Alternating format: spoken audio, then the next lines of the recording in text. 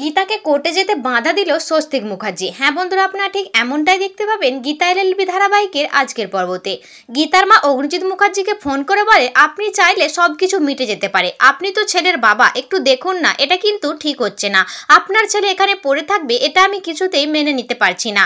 ছেলেকে ছেলের বউয়ের কাছে যেতে দিন না। তখন গীতা এসে বলে, তুমি কাকে অনুরোধ করছো মা? ওই অ্যাডভোকেট অগ্নিজিৎ মুখার্জিকে। এরপর গীতা ফোনটা নিয়ে বলে, অ্যাডভোকেট অগ্নিজিৎ মুখার্জি, আমার সব থেকে খারাপ কোথায় লাগছে জানেন? আপনি আমার প্রিয়তম ব্যক্তি স্বামীর হাজবেন্ড, আপনার বিরুদ্ধে কোর্টে দাঁড়িয়ে আমাকে কথা বলতে হবে, আপনাকে কাঠগড়ায় আনতে হবে। তখন স্বস্তিক এসে বলে, গীতা তুমি আমার ড্যাডিকে কাঠগড়ায় তুলবে? তখন গীতা বলে, আর কোনো উপায় নেই স্বস্তিক বাবু। অন্যদিকে গিনি অগ্নিজিৎ মুখার্জির হাত থেকে ফোনটা নিয়ে গীতাকে বলে, তুই কেসটা কেন জিততে চাইছিস গীতা? আমার শ্বশুর মশাইকে কত অপমান করবি, কি পাবি তুই? উল্টে তোর সংসারটা ভাঙছিস আর একটা বাবার থেকে তার ছেলেকে দূরে করে রাখছিস। তখন গীতা বলে, দিদি আমি কোনো অর্থের জন্য বা নামের জন্য করছি না, সেটা তুই খুব ভালো করেই জানিস।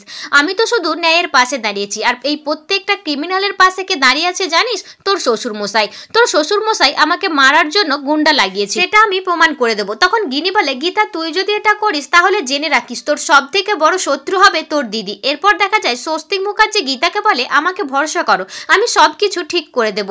আমি ড্যাডির কাছে যাব, হাত জোর করবো, গিয়ে পায়ে পড়ে যাব তোমাকে স্বীকৃতি দেওয়ার জন্য। আমি চাই তুমি ওই বাড়িতে ফিরে যাবে, সংসার করবে, আমরা খুব আনন্দে থাকবো। তখন গীতা বলে, যখন কৃপান ব্যানার্জি পদ্মরানী দাসের হাত ধরে শ্লীলতাহানি করছিল তখন আপনি কোথায় ছিলেন? যখন বৃদ্ধ চন্দ্রনাথ বাবু তার মেয়েকে অগ্নিদগ্ধ অবস্থায় খুন হতে দেখেছিল তখন আপনি কোথায় ছিলেন? আর এই প্রত্যেকটা ক্রাইমের পিছনে কে আছেন জানেন? আপনার বাবা।